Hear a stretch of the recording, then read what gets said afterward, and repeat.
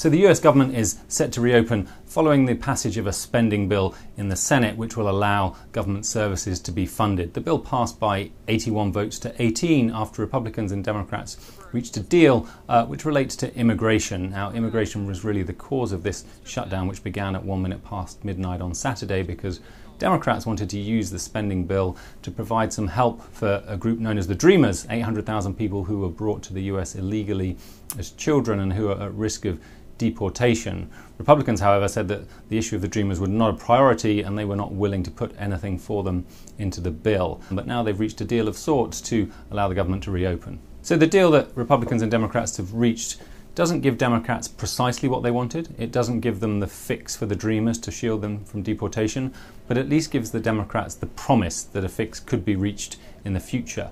Now, precisely what they've agreed is to keep the government funded up until February the 8th.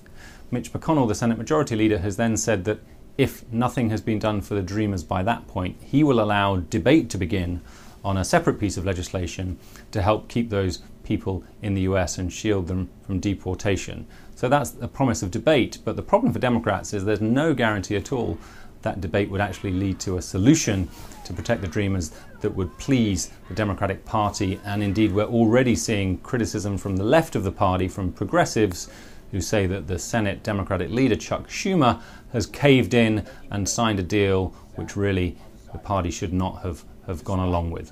The Democrats who announced this deal today criticized President Trump for being absent in the last 3 days. Chuck Schumer, the Democratic leader in the Senate, said that Trump had not been involved at all in these negotiations. He described him as, quote, a glaring absence. So that's something that may hit Trump's standing further. And indeed, before the shutdown started, polling showed us that roughly 50% of Americans were blaming Republicans and Mr. Trump for the shutdown, and that only 30% or so were blaming Democrats. However, a lot has changed in the 2 and a bit days since then, so we'll have to wait for the fresh polling to come out in the next couple of days.